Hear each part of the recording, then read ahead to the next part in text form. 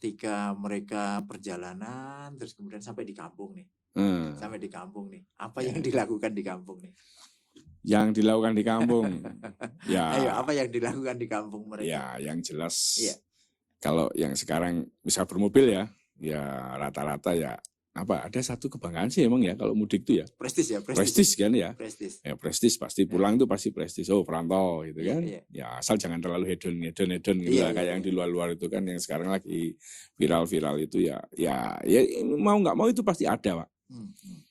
Datang melihat orang ini nyaman terus pulang balik lagi ke kota bawa lagi. Oh gitu ya. Mau ikut gak? Iya. Tangga jauh. Bahkan kan gitu. Kalau yang anak-anak remaja itu keliling kampung, itu kan satu kelompok kecil keliling kampung sambil, jajannya di rumahnya Pak itu enak, jajannya di rumahnya Pak itu enak. Iya toh, ke sana lagi. Iya. Oh di sana dikasih angpau 5.000, ke sana. Gitu. Anak-anak kan gitu. Dulu itu besar gitu ya pergerakan satu keluarga itu yang pindah-pindah kan.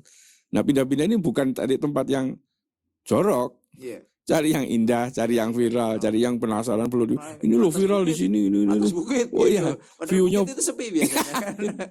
Hanya pas lebaran atau pas mudik itu aja. Rame, iya. Ya kita lihat itu. Saya Jadi selalu ingat itu ya. Iya. Gitu. Jadi tempat-tempat gitu dadakan ya baru ya pinggir sungai yang paling banyak di atas bukit itu rawa gitu. Dan di bawah pohon besar. Pohon besar. Iya.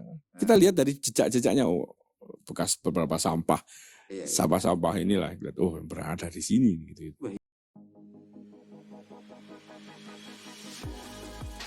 Kadibahni Ring Pahoman Binaya Podcast.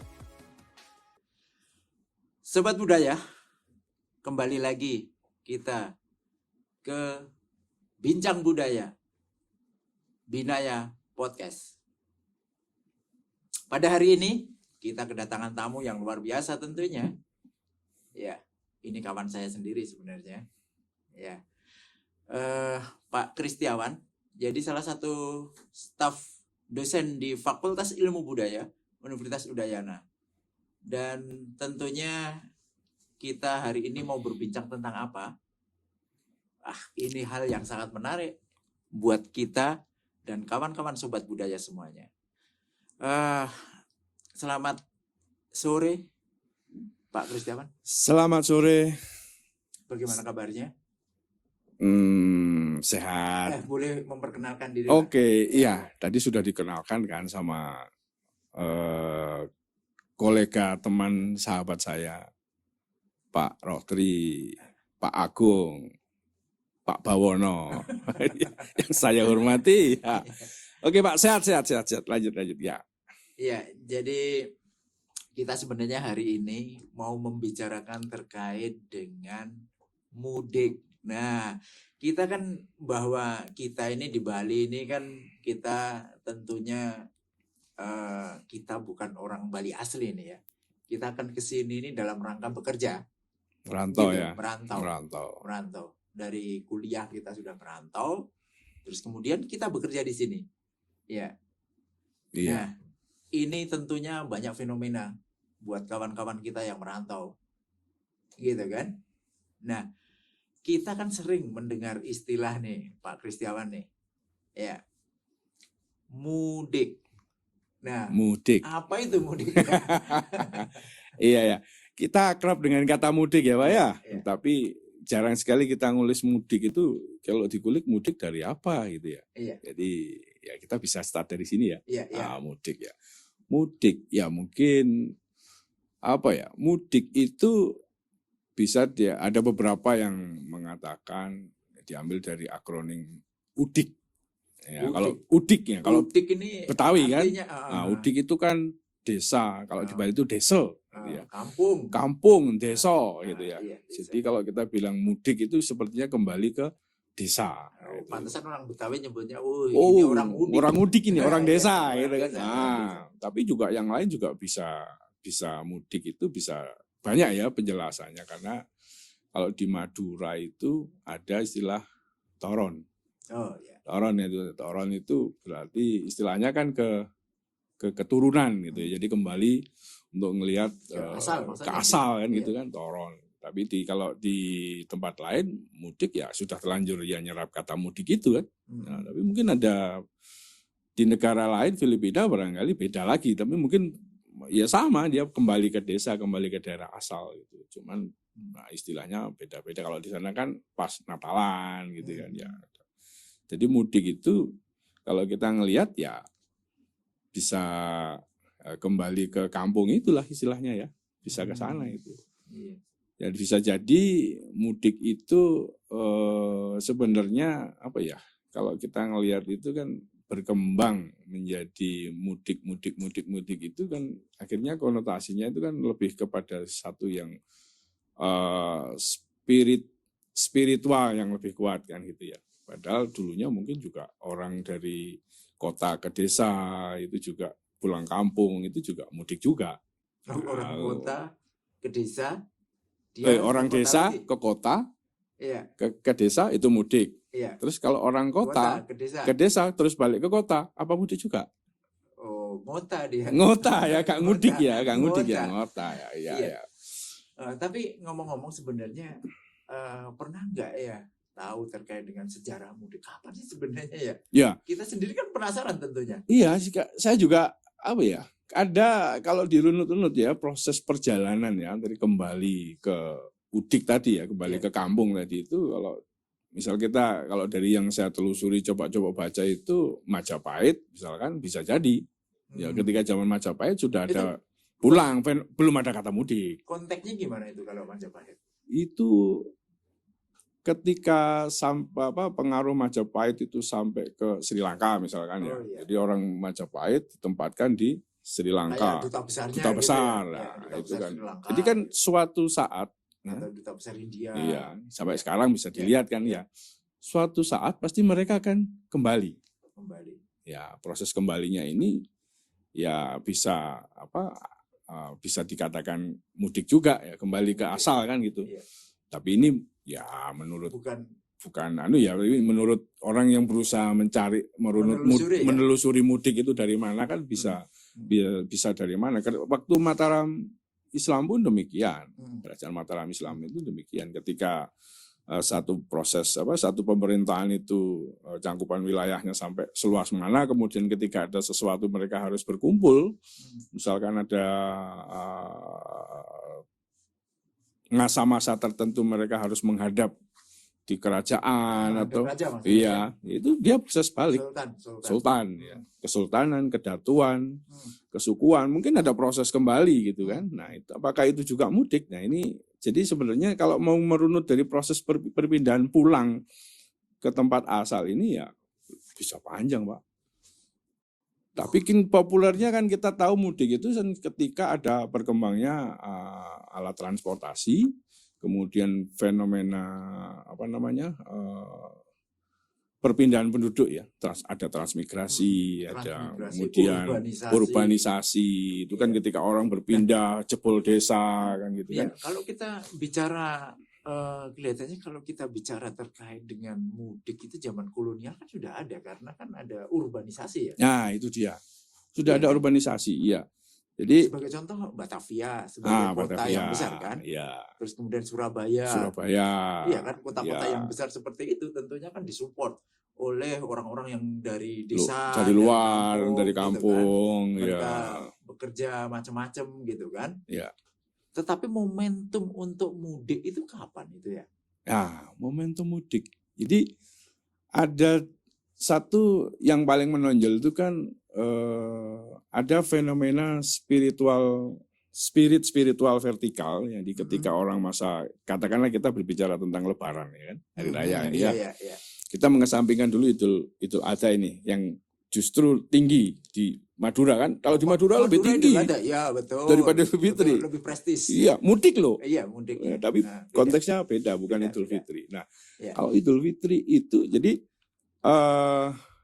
tadi saya bilang dimensinya itu kan spiritual vertikal ketika dia mulai kembali melakukan ibadah puasa 1 bulan, kemudian ada yang spiritual yang saya maksud adalah tradisi nyekar gitu ya. Oh, nyekar ya. Nyekar kan itu termasuk magnet kuat kan? Sebelum biasanya kan tradisi yang ada sebelum Lebaran itu kan ada nyekar kan 7 hari Nyekar atau 5 hari. Iya, 5 hari sebelum itu kan.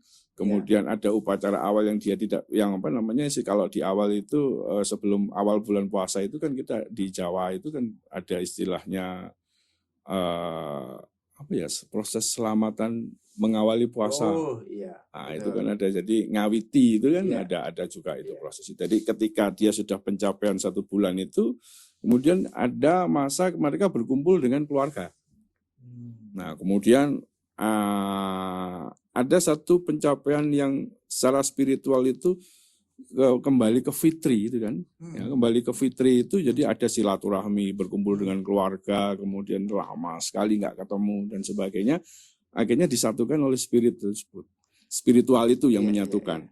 Jadi magnet juga itu kan, dimensi itu yang kuat. Tapi ada juga sekarang kan berkembang ya, ada yang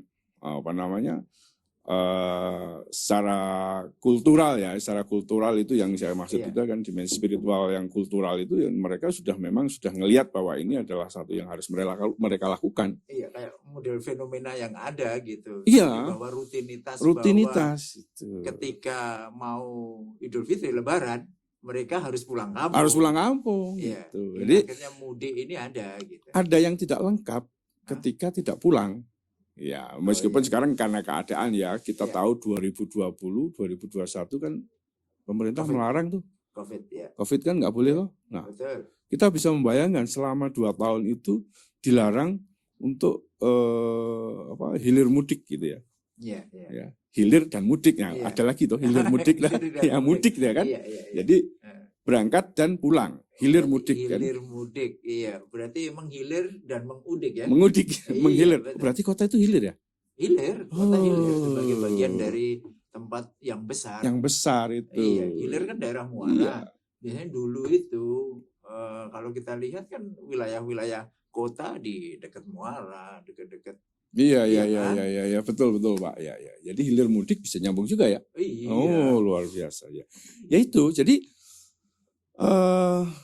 spiritual ya, kalau saya bilang bolehlah secara kultural ya, spiritual kultural tadi itu yang memang seolah-olah ya kita memang kurang gitu ya. Tapi kelihatannya pas mudik itu mereka kan ngambil momentum juga kan, momentum bahwa ini mumpung libur, terus kemudian mumpung kesempatan orang pulang semua, kita bisa ketemu dengan keluarga gitu. Oh ya bisa juga. Ya salah satu ya itu kan kesempatan. Jadi yang itu kan berlaku untuk yang di sektor formal ya. Formal. Kalau yang informal, informal, kan kapan saja sebenarnya. Ya bisa aja pulang. Cuman kan karena kita sudah terbagi, ada yang di sektor informal, ada yang di sektor formal. Akhirnya kan ketemunya bersama-sama dua segmentasi itu kan ketika sekarang Lebaran ada cuti bersama, misalkan ada libur bersama. Siapa yang nggak libur? Anak sekolah libur. Iya, betul. Semua kantor-kantor juga libur. Iya. Perusahaan-perusahaan juga ada kesepakatan gitu ya, semacam satu yang memang itu sudah mentradisi barangkali ya, sehingga itu menjadi momen yang jangan dilewatkan ya, seperti itu. Itu kan Sobat Budaya, menarik sekali kan. Kita baru bicara terkait dengan historis saja nih, baru sejarah aja. Kita belum kupas tuntas terkait dengan sejarah yang lebih dalam lagi. Ya.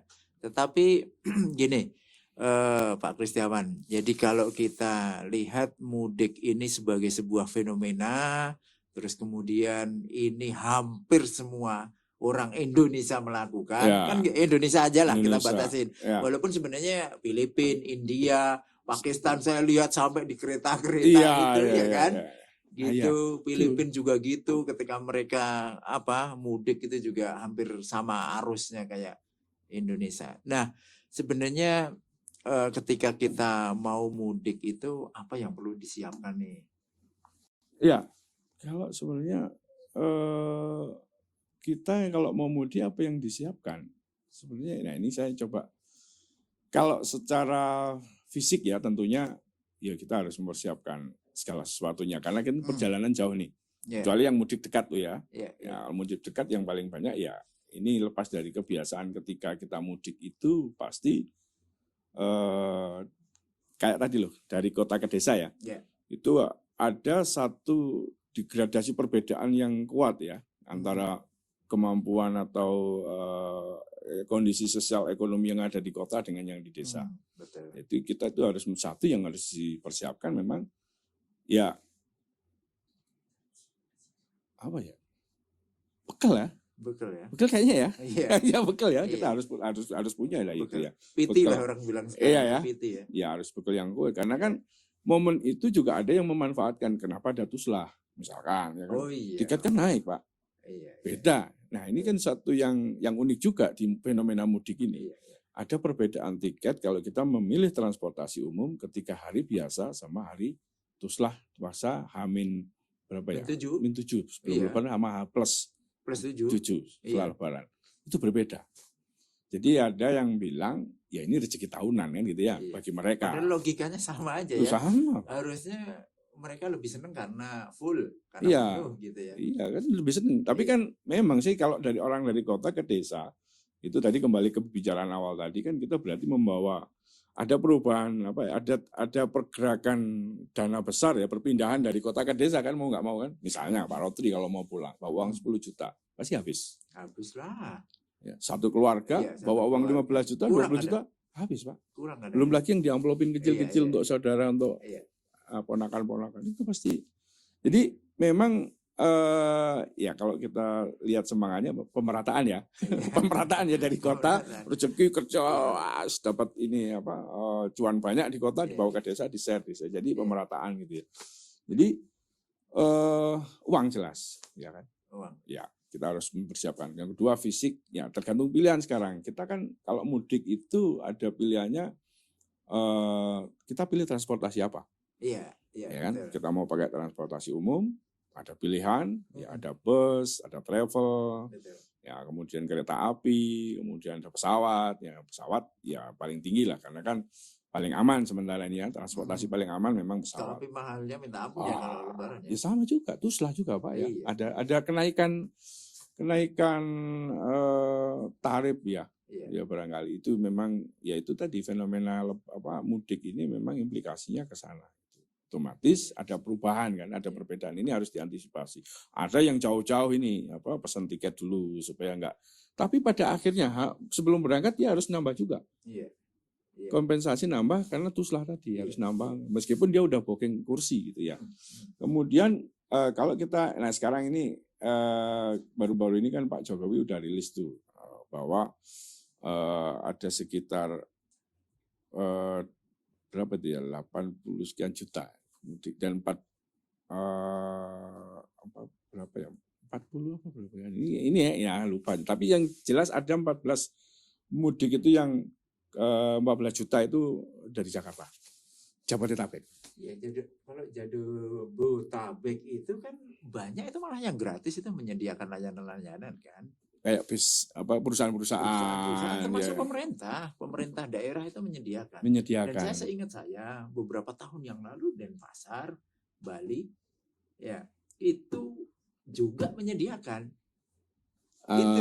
transportasi gratis ya. Transportasi gratis, cuman ya kan terbatas tentunya. Jadi gitu. Semakin banyak pilihan mereka menggunakan sepeda motor ini kan tentunya kan diantisipasi kan. Saya barangkali itu ya untuk menekan kecelakaan di jalan gitu karena kan trafiknya kan otomatis tinggi. Kan tentunya banyak juga ya sobat budaya kita, kawan-kawan mahasiswa. Ini kan yang mudik pakai motor nih. Bahaya ini. Ini karena kan, kita naik motor di satu ruas yang biasanya itu relatif ya sepi ya, lancar gitu ya. Kemudian jadi ramai lancar, kemudian merayap, kemudian macet, kan gitu kan. Jadi ini yang perlu diwaspadai sebenarnya. Jadi kesiapan ini ya, karena kan otomatis lamanya ya, durasinya dia di jalan kan tambah Pak. Ya, kemudian fisik kita juga harus konsisten loh. Kita nggak mungkin mampu yang kita bisa misalkan katakanlah kita udah perkirakan 12 jam naik motor asik sambil istirahat jadi 24 jam gitu kan. Wah ya gimana? Itu kan sering. Dan sering, karena ya pasti berulang Pak ketika musim. Saya ingat ketika ada istilah pasar tumpah ya. Nah, Iya ya kan? pasar tumpah. Pasar Ya. tumpah itu maksudnya adalah setiap jalan-jalan besar itu ada pasar gitu, terutama di pagi hari atau jam-jam sibuk gitu kan. Nah, itu biasanya banyak yang dagang sampai di luar pinggir jalan itu kan. Iya. Nah, itu kan jadi macet sekali, yang harusnya perjalanannya lancar di situ biasanya. Iya, ya itu. Gitu. Jadi banyaknya pasar-pasar tumpah itu yang juga menghambat gitu. Kita harus hati-hati. Jadi gimana yang semula itu 2 ruas kemudian menyempit kan, Iya. menyempit kemudian di situ rame traffic orang berlalu lalang di situ karena pasar kan gitu. Otomatis kan pasti ada agak terhambat lah gitu. Dan ini harus kehati-hatian juga gitu.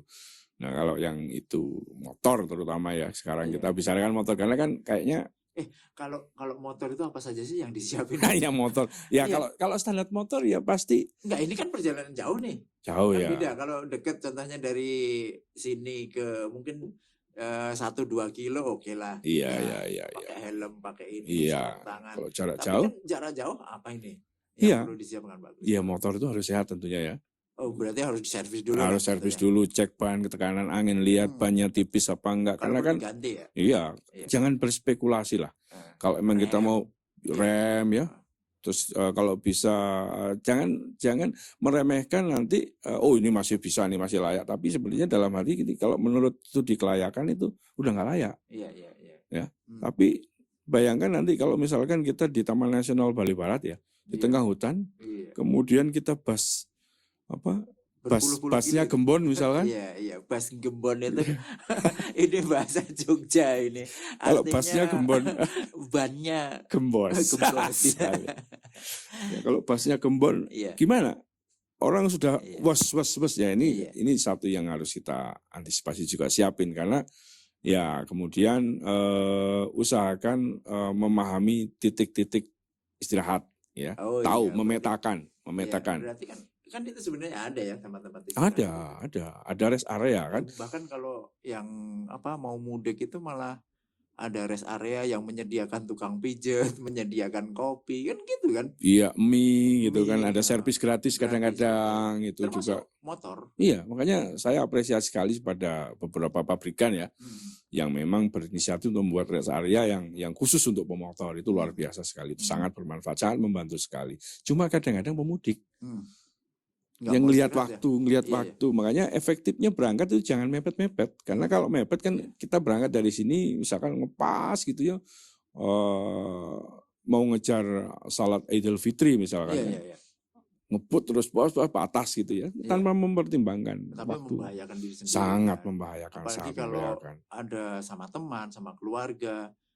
Ya, itu membahayakan beberapa yang kita amati itu kan bisa sampai motornya dikasih papan ya, itu anak istri, anak, barang, tas itu di belakang panjang itu kalau oleh-oleh kan, tinggi lagi kan, kerdus-kerdus gitu. Termasuk pakaiannya selama mudik itu. Ya itu lagi kan lumayan itu. Jadi kalau dilihat aja ya secara aerodinamisnya nggak dapat lah, itu pasti banyak hambatan dan ini sangat membahayakan itu untuk stabilan teman-teman pemudik nanti. Jadi harus diperhitungkan dulu waktu istirahat, kemudian sering-seringlah checklist motor kita, ban dilihat, kemudian rem dicek, bahan bakar dan sebagainya. Jangan sampai juga mapping kita salah gitu. Bensin tinggal 1 strip, kita kira di depan ada pom bensin, ternyata jauh. Nah, ini problem lagi seperti itu. Jadi tapi intinya kan kesehatan juga perlu ya. Ya, kesiapan itu ya. Jangan sampai contohnya ketika mereka mau mudik begadangan, ngerjain tugas gitu. ngejar tugas, yang ini yang mahasiswa ngejar royalti, ngejar honor yang kerja, nunggu. Nah, ya pesan aja buat para bos-bos ini, bapak-bapak bos-bos yang kerja ini, ya THR-nya di depan lah gitu. Iya, mau ada kok gaji 13. Oh,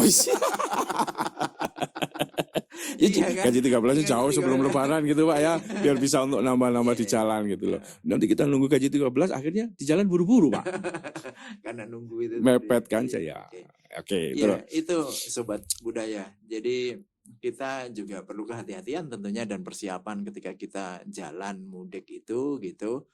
Jadi bagi yang berkendara tentunya kita harus ada persiapan. Terus kemudian selama perjalanan ya, itu kan penting juga kita Iya, menjaga diri, jaga diri menjaga tertib lalu bersih. lintas, perlengkapan yang baik dan sebagainya. Iya, Gitu. dan satu lagi Pak, kan rata-rata itu kan ada yang ya memang musafir ya, tapi kan ada yang tetap mempertahankan puasa kan di jalan. Nah itu dalam kondisi seperti itu, jadi Resikonya ngantuk iya gitu. ngantuk ya itu ya. Jadi buat teman-teman nanti yang sobat budaya yang mudik dalam masih berpuasa, Iya. ya meskipun ada pilihan malam, perjalanan malam ya, Iya. tapi ya kalau bisa dijaga kesehatannya lah. Iya, jaga kesehatan. Kompromi dengan kondisi, Iya. tapi jangan memaksakan diri gitu ya. Kalau perlu istirahat. Kalau perlu istirahat rest area nggak masalah gitu. Jadi Tidur bahkan setengah jam 1 jam iya, kan cukup. daripada memilih perjalanan malam hari gitu ya, itu Iya. terlalu relatif berbahaya lah. Lebih berbahaya. Apalagi roda 2. Iya. Terus menarik juga, ini kan kita tentunya ngelihat nih teman-teman mudik, ya ketika mereka perjalanan, terus kemudian sampai di kampung nih, apa yang dilakukan di kampung nih? Yang dilakukan di kampung, ya. Ayo, apa yang dilakukan di kampung mereka? Ya, yang jelas. Iya. Kalau yang sekarang misal bermobil ya rata-rata ya. Ada satu kebanggaan sih emang ya kalau mudik itu ya. Prestis ya. Prestis kan ya. Prestis. Ya prestis pasti pulang tuh pasti prestis. Oh perantau gitu kan. Iya. Ya asal jangan terlalu hedon gitu lah kayak yang di luar-luar itu kan yang sekarang lagi viral-viral itu ya mau nggak mau itu pasti ada Pak. Datang melihat, orang ini nyaman, terus pulang balik lagi ke kota bawa lagi. Oh gitu ya. Mau ikut nggak? Iya. Udah keren gitu kan, melihat keren gitu loh. Itu fenomena itu kelihatannya tahun 80-an itu. Iya. Dulu ketika Jakarta masih jadi ibu kota yang magnetnya kuat gitu kan, ya. Menjanjikan. Tapi lucunya gini. Ya kita pebisnis lah ya, anggap aja pebisnis gitu ya. Mereka dagang bakso gitu kan, pulang bawa saudaranya atau kawan-kawannya sampai di sini dagang bakso juga. Padahal sebenarnya kan dia bawa pesaing nih. Iya, kompetitor ya. Mungkin dia kan ngelihat ya selama kan? Mungkin dia ngelihat enak ya dia jual bakso beli tanah. Oh iya. Nah itu kan akhirnya dia mungkin lihat dasar mungkin itu jadi yang pengaruh juga sih orang lihat itu. Tapi saudara juga jadi tertarik kan gitu. Tapi kalau mudik, tadi kembali ke pertanyaannya Pak Rotri tadi, mudik di rumah ya di kampung ngapain? Nah, jadi kalau kembali ke mudik dalam perspektif yang Idul Fitri sekarang ini ya, jadi kan ada yang beda memang ya. Kita pulang nuansanya itu kan. Suasananya kan suasana yang tadi saya sampaikan seperti secara spiritual ya, secara spiritual kultural itu memang kita ada yang menunggu suasana yang kita tunggu dalam 1 bulan itu Idul Fitri. Ya kita nyampe duluan itu pasti kita akan saling kangen-kangenan. Itu pertama pasti. Woi. Saudara yang nggak pernah ketemu ya? Iya. Selama 1 tahun. Jauh-jauhan tuh ya kan? Minimal 1 tahun. Iya 1 tahun lah Pak. Ya 1 tahun kita nggak ketemu pasti kan sesuatu itu kan ada kangen gitu kan, bercerita kamu gimana gitu. Dan yang paling dinantikan ya di anak-anak kecil ya itu kan sesuatu yang sama orang tua itu kan oleh-olehnya mana? Oleh-oleh itu pasti. Berarti pas mudik itu mereka wajib bawa oleh-oleh ya? Dinanti. Oh dinanti. Masalah sekecil apapun itu. Pasti dinanti. Jadi sekecil apapun itu pasti mereka menanti itu oleh-oleh itu. Kemudian ketemu orang tua, kemudian saling kangen-kangenan sih yang pertama dilakukan pasti ya. Kemudian baru bercerita. Nah disitulah nanti di endingnya ketika sholat Idul Fitri itu ya ada sungkem, proses bermaaf-maafan, minal aidin wal faidin, mohon maaf lahir dan batin dan sebagainya. Itu yang ada apa ya, semacam suasana yang beda gitu lah Pak. Yang tidak ditemukan di Jakarta, yang tidak ditemukan di Bali, kita yang merantau, yang kita temukan di sana sepertinya, oh ini ada standar nyaman yang tidak bisa kita jelaskan ketika kita di Bali. Wah, itu berarti istilah model kayak healing lah ya. Ada beberapa Healing, orang menyatakan memang pulang kampung itu adalah proses healing, menghilangkan stres. Nah. Kalau kita di kota kerja penat tuh dari pagi sore bahkan lembur pulang di kampung mau ngapain? Iya. Apalagi kota besar ya. Iya, ketenangan. Berangkat udah pagi, jam 6 sudah berangkat, apalagi ngejar kereta. Jakarta gitu, ya kan? Oh, gantung-gantungan gini kan? Terus pulang gitu, kalau dia sore macet, mending nunggu malam. Nunggu kan malam. Gitu, sampai jam 9 malam baru sampai rumah. Gitu. Pegang HP dan sebagainya. Terus dia kembali ke kampung, lihat suasana, ya healing gitu ya. Ada sungai, ada tetangga yang masih care sama dia, mengenal. Barangkali di Jakarta tetangga mungkin tidak seperti itu ya. Tapi di kampung kan, halo Pak Rotri, kapan datang? Tahu semua. Satu desa tahu semua. Tahu semua. Padahal kita merantau, saya cerita saya merantau udah 20 tahun, bahkan 25 tahun ya lebih ya. Kalau pulang, kita kadang heran sendiri, ini siapa ya? Ini siapa ya? Ini siapa? Maaf ya, namanya siapa kita loh. Tapi mereka loh, yang notabene di kampung itu masih mengingat kita yang udah merantau. Jauh. Iya, luar biasa itu. Jadi itulah yang beda ya. Yang mungkin beda ya, healing tadi. Wah, itu luar biasa. Saya menemukan satu istilah, memang healing. Healing itu. Bagian dari satu. Bagian dari satu kegiatan. Bagian dari satu kegiatan. Menghilangkan kepenatan. Menghilangkan kemenatan. Ketika kita lelah bekerja atau mungkin sibuk bekerja. Dan banyak nasihat gitu kan. Otomatis kan kita ketemu saudara tua, kita menasihati saudara muda, kita ketemu saudara tua, kita dinasihati saudara tua, orang tua menasihati kita. Jadi banyak evaluasi di situ yang secara mungkin tidak kita sengaja ya, itu ada proses seperti itu yang sama-sama memberikan nasihat, mengevaluasi masing-masing. Perjalanan hidup bagaimana? Anakmu bagaimana? Sekolah anakmu bagaimana? Tapi itu nggak bisa ya, cuman ditemuin ketika sebenarnya kan kita ketemu dengan orang di sana, ngobrol, ngerumpi. Oke, kita ketemu dengan orang tua, sungkem dan sebagainya. Itu nggak bisa digantikan dengan media sosial, HP, telepon. Sepertinya nggak bisa, Pak. Ada satu yang nggak bisa membedakan. Kenapa beda? Karena kalau momen itu banyak makanan, ya toh, identikan kue lebaran, minuman, banyak pilihan, toples, bahkan meja itu nggak ada tempat untuk naruh tangan kadang-kadang. Penuh macam-macam makanan saja. Tempat air bingung. Iya. Jadi itulah perutmu diservis, otak kita diservis gitu ya. Jadi itu salah satu yang beda ya. Gitu. Yang tidak ada di media sosial ya. Ya mungkin ya bisa sih kita open house, ini istilahnya open house gitu ya.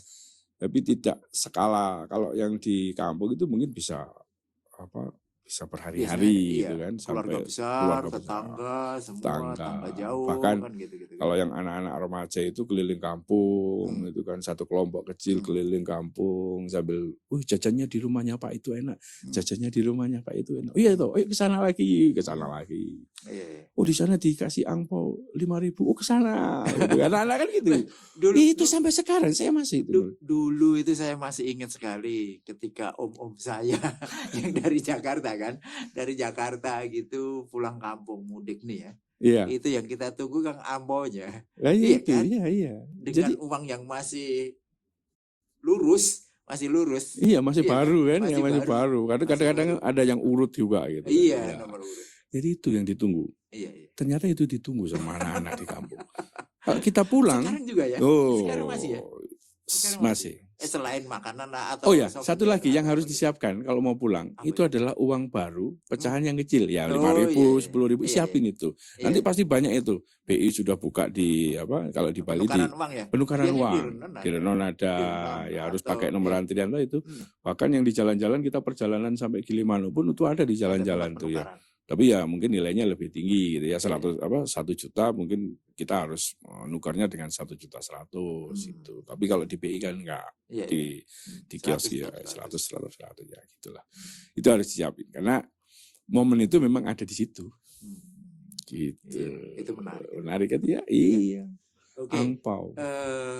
Sobat budaya, tentunya ketika sobat budaya mudik, ya berpulang kampung, ini kan tentunya akan berpengaruh terhadap kampungnya nih, mempengaruhi kampungnya, Mempengaruhi kampung, ya mempengaruhi jelas. kampungnya.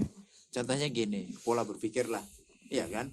Ya, Karena kawan-kawan sobat budaya ini kan, berpendidikan. Ketika sampai di kampung, ketika muda udah dipandang lebih tinggi tuh grade-nya tuh, iya kan? Nah, pengaruh terhadap kampung ini terhadap kehadiran pemuda-pemuda yang cerdas tentunya, yang pintar, yang punya finansial besar, iya kan? Ini pengaruhnya terhadap kampung atau desa seperti apa? iya ya. Kalau pengaruh secara langsung sih mungkin yang maksudnya yang bisa kita lihat ya langsung ya, itu mungkin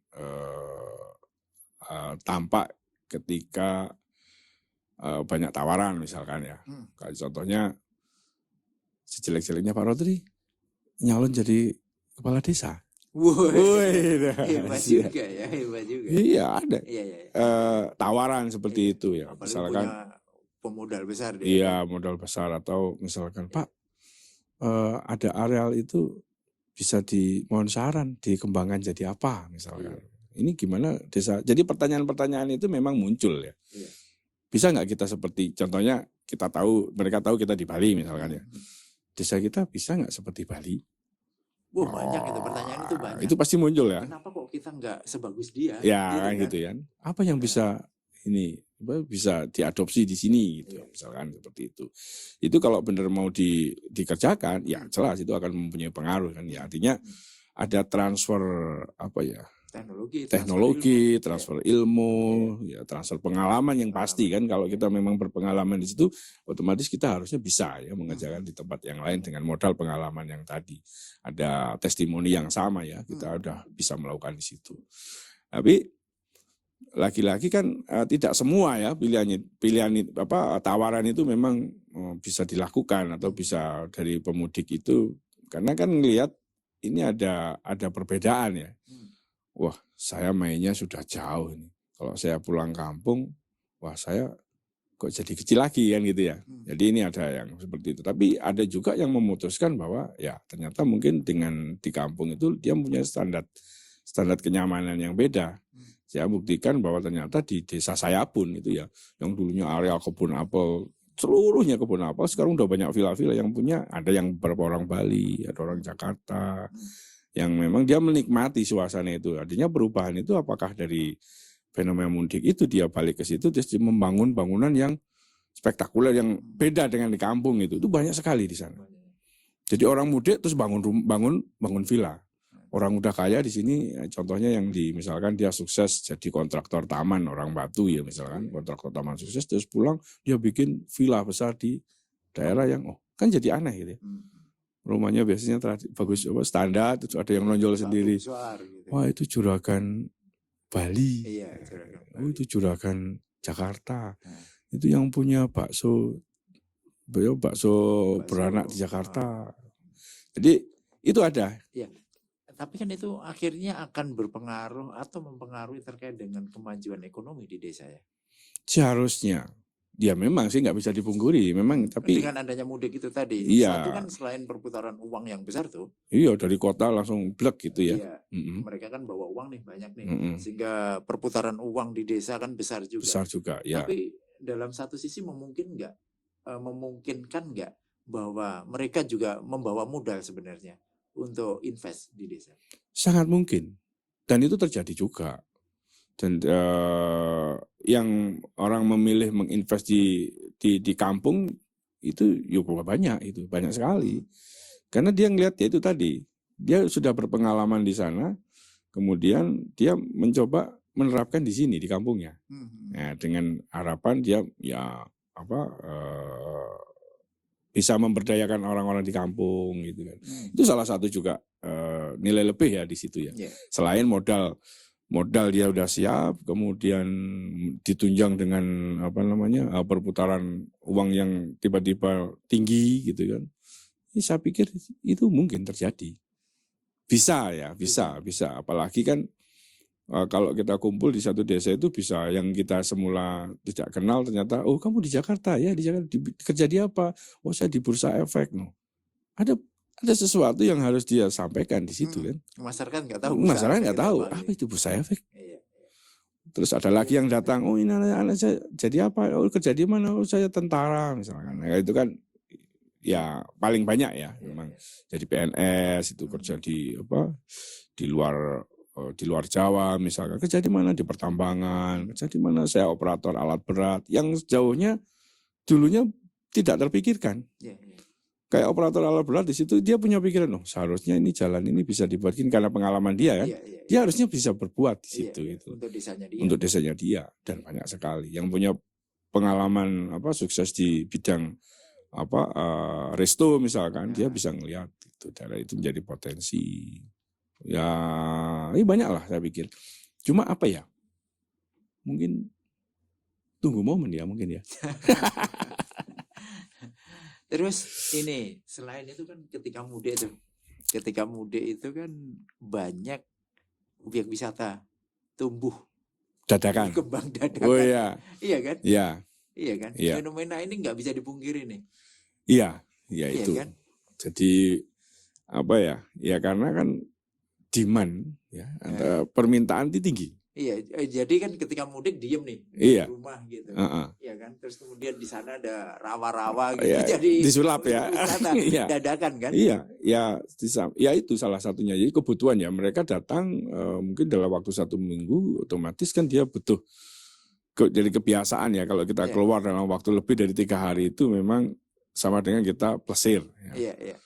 Mana? Plesir, holiday, piknik ya gitu kan.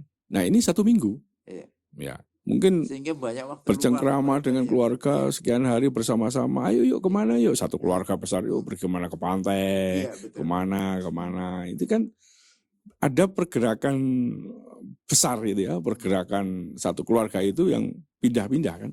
Nah pindah-pindah ini bukan dari tempat yang jorok. Cari yang indah, cari yang viral, cari yang penasaran perlu ini loh viral di sini ini. Atas bukit. Oh iya, view-nya itu sepi biasanya kan. Hanya pas lebaran atau pas mudik itu aja. Rame, iya. Ya kita lihat itu. Jadi selalu ingat itu ya. Iya. Gitu. Jadi tempat-tempat gitu dadakan ya baru ya, pinggir sungai yang paling banyak di atas bukit itu. Rawa gitu. Dan di bawah pohon besar. Iya. Kita lihat dari jejak-jejaknya bekas beberapa sampah. Sampah-sampah inilah, berada di sini gitu. Wah, ini ngomong-ngomong sampah ini lanjut lagi. Kalau pas mudik itu dampak lingkungannya kayak apa sih? Nah itu dia Pak. Jadi ya otomatis tekanan terhadap lingkungan pasti ada lebih tinggi lah ya. Kenapa ya? Karena volume sampah mau nggak mau mengikuti agen pembuat sampah. Iya. Jadi kalau semula satu desa itu sampahnya 1 ton dengan jumlah penduduk 1 juta, karena datang jumlah besar orang misalkan sampai 5 juta, udah kali 5 Pak, 5 ton sampahnya. Sederhananya seperti itu. Belum lagi perilaku konsumtif dari orang itu yang beda dengan orang desa. Orangnya konsumtif terbiasa, masa ini mungkin bisa didit ya, seperti di Indomaret misalkan ya. Nah itu kan sampahnya lumayan tuh Pak. Kebiasaan coba sekarang pulang rame Pak di situ Pak. Itu pasti rame. Bahkan pedagang dadakan juga ada. Pedagang dadakan juga rame. Dan sehingga volume sampah pasti akan meningkat. Iya, ini kan buat sobat budaya semuanya. Ketika mudik perhatikan juga. Jadi jangan buang sampah sembarangan. Fenomena masyarakat kita kan masih buang sampah sembarangan kan. Ada tempat sampah ya buanglah di tempat sampah. Ya itu kan ya. Minimal kita membantu lah. Membantu kawan-kawan kebersihan gitu kan. Hal yang paling gampang dilakukan ya Pak ya untuk sobat budaya yang lagi mudik nanti ya sediakan selalu tas ya untuk menaruh sampah itu dan jangan dibuang sembarangan tempat. Ketika menemukan tempat yang benar, tempat sampah baru. Jangan, itu akan kelihatan ketika jalan tuh di jalan tuh mobil tuh buang sepanjang buang seenaknya itu. Nah, itu perilaku yang apa ya? Sedih sekali saya ngelihat itu. Perilaku yang sering dilakukan oleh pemudik. Iya. itu adalah ketika mereka singgah berhenti terus kemudian makan atau minum, bungkusnya itu nggak dibuang di tempat sampah, tetapi hanya ditaruh begitu saja atau kadang dilempar. Ya, dilempar. Gitu, dilempar. Ya. Jadi itu yang sangat menurut saya ya, kebiasaan ini bisa kita coba ya, kita bisa rubah dari diri sendiri lah, bisa kita rubah. Bawa kantong, minimal dikip dulu, jangan dibuang di jalan. Jadi sangat, kalau kita jalan misalkan di Gilimanuk ya, di pelabuhan lah contohnya. Jadi pagi setelah selesai masa puncak mudik itu kita lewat, saya pernah sekali lihat itu, dari Taman Nasional itu sampah sampai masuk pelabuhan. Full sampah kiri kanan, yang paling banyak rekor itu adalah pop mie. Produk-produk instan, makanan instan itu. Styrofoam lagi. Styrofoam yang ya kita tahu kan, itu bahan-bahan itu kan ngurainya susah, Pak. Nah, itu harus ada pengolahan lanjutan. Nah, ini yang menurut saya jadi perhatian khusus, nggak harus mengandalkan petugas kebersihan itu ya. Ya itu dari kita sendiri gitu. Supaya minimal ya kita tidak mempengaruhi orang lain, tapi kita berusaha memulai, dan kita yang mempengaruhi orang lain untuk membuang sampah pada tempatnya. Ketika mudik itu, ya itu kan satu dampak yang ya menurut saya tidak hanya di seluruh Indonesia lah. Kedatangan dalam jumlah volume yang mendadak besar itu pasti dengan budaya konsumerisme yang beda dengan orang desa, ya itu tentu ya perlu kita pikirkan bersama, dan kita mulai belajar dari diri kita sendiri untuk merubah ya. Sobat budaya, itu nasihat dari Pak Kristiawan. Ini pemudik sejati. Pak Kristiawan 1 tahun bisa mudik berkali-kali. Bukan hanya pas saat lebaran ya, tapi ketika ada kesempatan libur panjang mudik. Ya, mudik. Gitu. Ya, itu beda kasusnya itu ya. Nah, tapi ini pertanyaan saya lagi juga. Tentunya berbicara tentang mudik itu. Jadi momentum orang-orang mudik itu kan bukan hanya lebaran aja kan? Bukan hanya lebaran. Ya. Bukan hanya lebaran aja. Ya, bukan hanya lebaran. Jadi kayak tadi Idul Adha ya, yang orang Madura itu. Kenapa sih kawan-kawan Madura lebih seneng pulang atau mudik itu ada Idul Adha? Idul Fitri. Nah, ini mungkin sejauh yang saya ketahui itu ya memang Toron itu, yang tradisi Toron itu, yang pulang kampung dengan ya itu lebih ke ziarah, kemudian pada saat Idul Adha itu kan momen yang pas untuk bersedekah ya, karena itu bersamaan dengan Idul Kurban kan, ya, jadi di situ haji ya kan, sama haji kan, fenomena itu ada memang momen yang pas gitu ya. Jadi kekerabatan itu di situ, kemudian mereka ada momen haji ya, lebaran haji, makanya istilahnya lebaran haji. Kemudian hari raya kurban juga. Jadi ternyata ada satu titik gitu ya, ketika proses mereka memahami hakikat hidup itu bahwa mereka harus berbagi gitu ya, dan pulang dan kemudian kembali ke leluhurnya itu. Jadi ini yang menurut saya saya sangat tersentuh gitu ya ngelihat ya, masih ada seperti itu. Maksudnya kita juga pulang gitu, ada beberapa juga pulang, tapi tidak seantusias yang ada di Madura. Madura itu saya lihat memang pas Idul Kurban itu luar biasa itu, Pak. Dan kita justru melihat itu seperti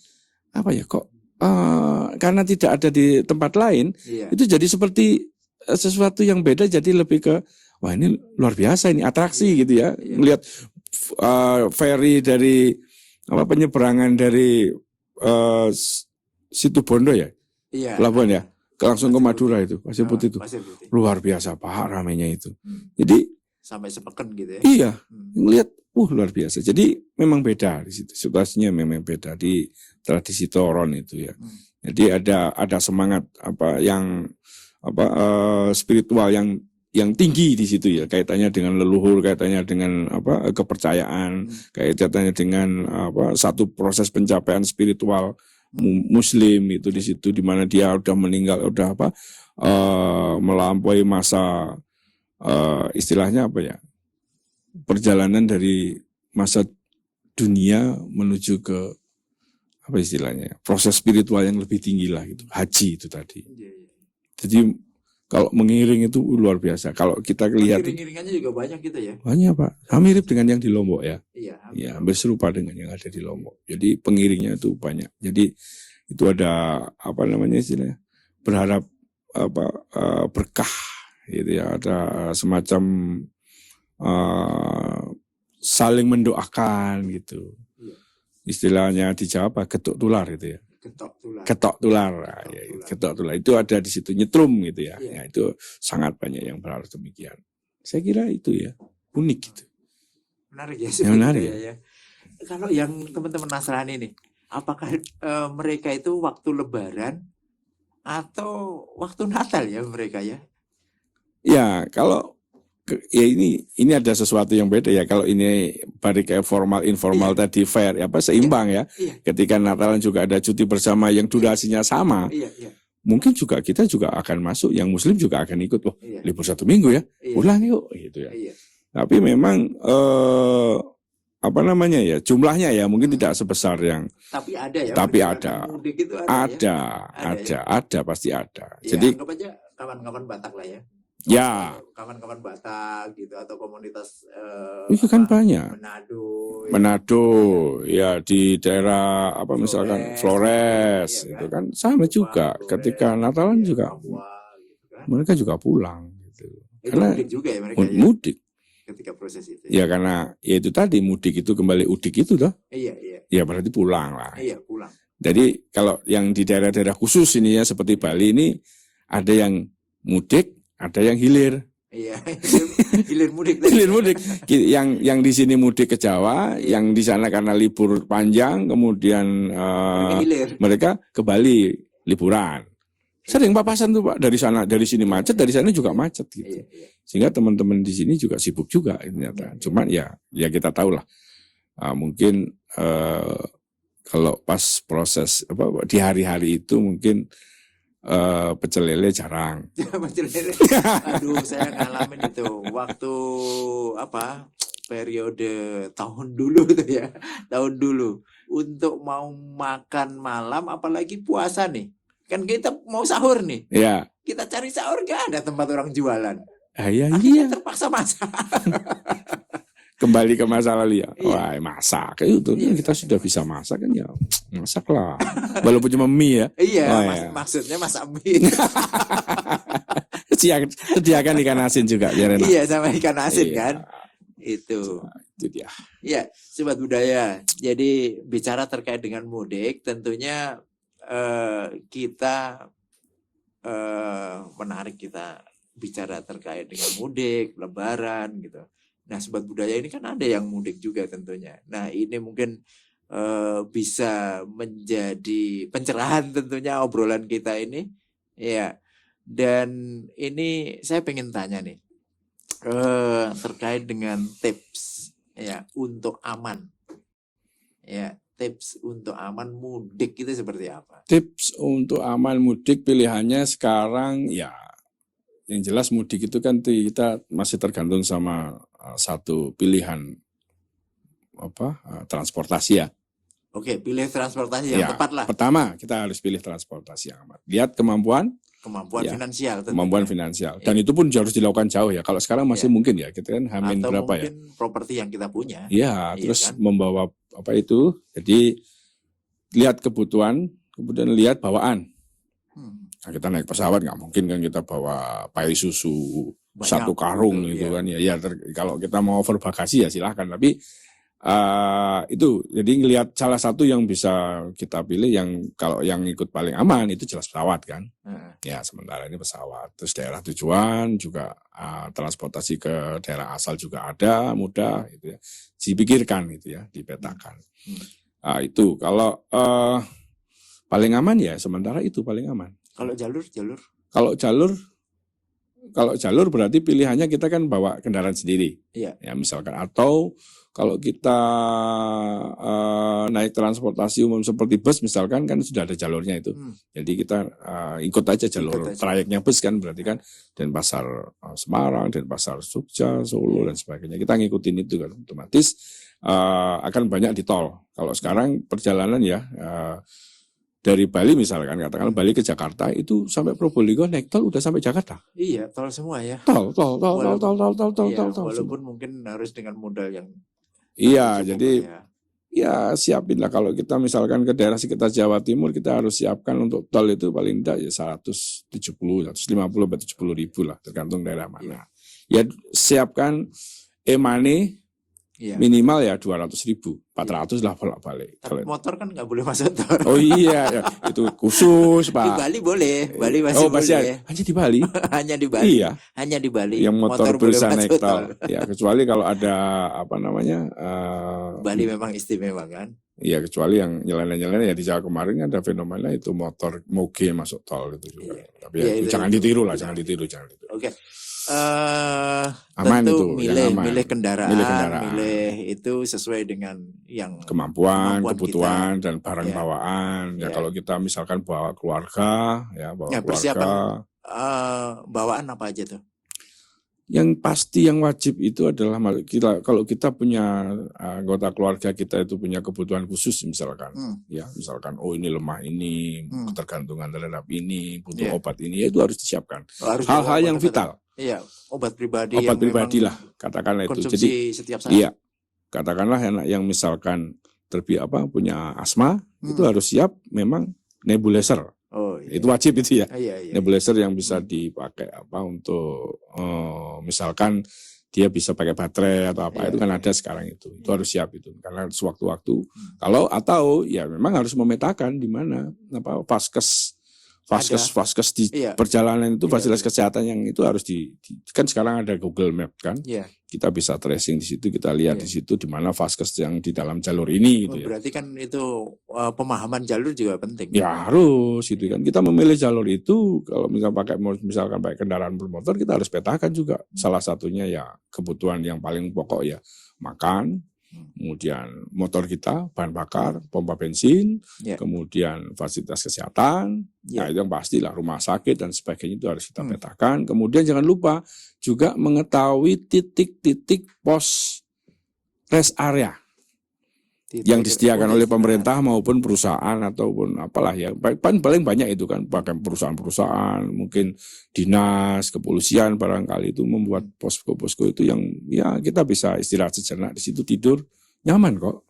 Selain pilihannya kalau saya karena sering hilir dan mudik ya.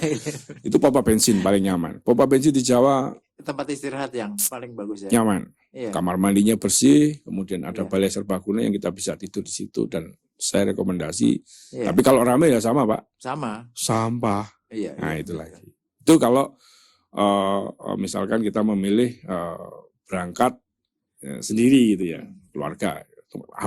Benar-benar harus kita lihat kondisi keluarga, kebutuhan itu. Itu yang penting. Selain uang.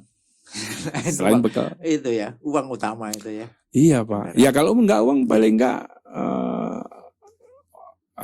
kita punya save ya. Yang bisa ya harus cash ya, kita punya save untuk perjalanan. Itu penting itu. Ya Sobat Budaya, demikian tadi bincang saya dengan Pak Kristiawan. Sebenarnya saya masih pengen ngobrol banyak mungkin dalam seri yang berbeda ya. Dalam seri yang berbeda, waktunya kita kan terbatas juga.